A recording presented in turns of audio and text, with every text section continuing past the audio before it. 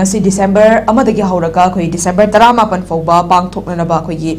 se adumak pangthoknaba sem sakroja masida khoigi tongan tongan ba wafum ka bill kaya ma pass tongnaba puthokli masida khoigi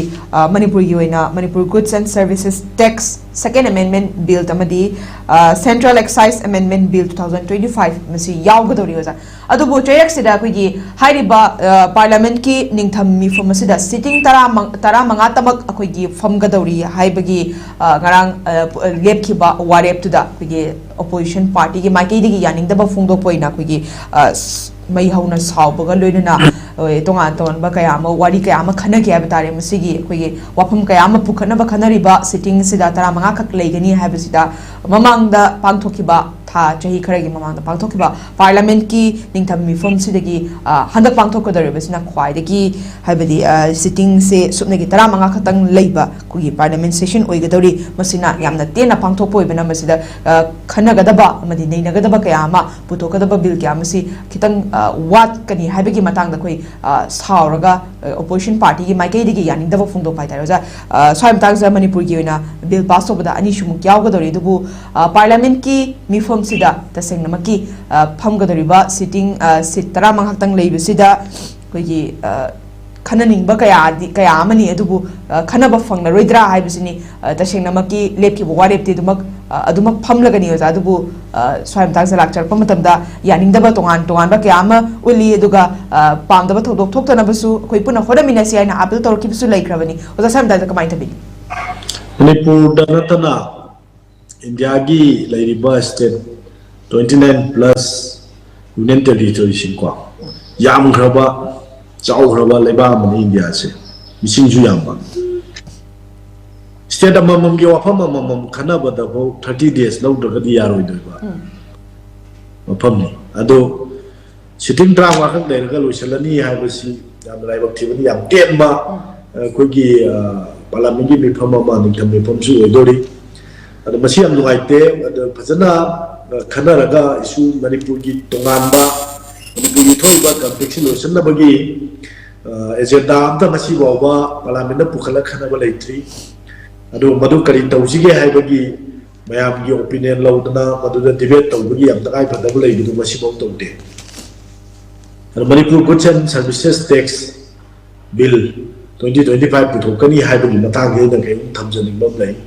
How's tax reformation tax reform Canada Hana Lemiba bed and value added tax state key state tax mamji Apunba tax key regime Mamada high platform Mamada GST and good and services taxes and Mahowi the state key to the Kandana Yam Chamanaba uniform over can woman with the tax key flow over the low money. Adobe line of state, Manipur, Toba line of state, the Asia. Siki and Canada tax key can say. Masida exemption therapy together. Have discounted or tax therapy together. And the Manipur potang was a diplomatic Yagi station, the 5 potang of Tangi, the potang of Home Sida, Amu, Ekogi, National Highway, Isumu. Ben Thompson Dana High River National Highway and eating Janbagi Post issue of Proctava. The flight key fear head. I don't want one gray a plane to Mugi, a Tom Manzi. What if out of Chapada listened to the Hundred Halapada Matam Kanoto, attend Mother Katar Gadi Kugi, Sinta to start taking the water of Pugi, Wapoma home lady. So I told the Aku tax law matamda Manipur bagi kado ba yauraga tax kara hadau Manipur gi damuktadi masi kara lagadabadi haibase masi haibam sangi ada parliament MP singna madu matam chana pukhala haibam thoi madu ai thamjage akoi honorable MP sing Manipur gi oina chappi graba ani adu rai sabagi amma ahum leibiri ba sina kara phajana haibam sange ada sibai tamjage ma soi dai bi kade su khale adu loina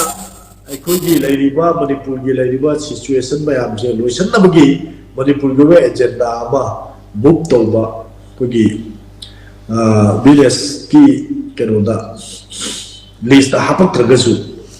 Madhu zero award खंदे अब खंदे है खुद चावा फंगदी पुखलगा मणिपुर की बताक से मसी खदा दबो lotion दबो ता खनगा दबनी अदुगा अमदा मणिपुर बताक ना खनगा दबो मसी पियार लेगा की बताक जिसु कोई पार्लियामेंट बिफम द सोयदना खनरकगी वाफम अमदी लाकद्रा ना खलमनी अदुबु हौजि लैरिबा मौंग सिदा हाइबदी प्रॉब्लम गवर्नमेंट लाकपा यारोइदबगी मौंग सिदा खनदना दम तोखिबदी मौंग मा लैदोरिब्रा अदुबु खंगरे अदु सिटिंग ड्राम वाक लैबा पार्लियामेंट की बिफम जे सिबाउबा लाउसनरगा गांगनरगा दु कोई वाक आउट थोगा तोखिबा फजदा खना हुदना अदुगा ruling party di boy di sab sa bai no number of majority do lai bani da ko na dum bill ya dum pass out kiba adu da leba ki apabo gera patago gera bill du phagera pharo gera boy da majority ori da dum pass out kiba abi cha cha dum lai bani da fazna khana nei da ga to bu ki batang dum la ho ga da bani anu sida ai na ro lai je ding se tara manga khak lai ba sitting tang wa khak lai boy tar su मसीदा फजना थबक ओइना पांगथोक याबो मखलगी discussion अमदि debate सिंग तहोबगी तगाय फदबदु लेरे अन वारबा मणिपुर दमुक्ता तोगाना कोई मसीदा लवगदब टैक्स की संबम सिक्से मसी खिदंग हन्दा हन्नबा वफम खरा पुखत पियु हाइबो वफम जे स्वाइ थमजा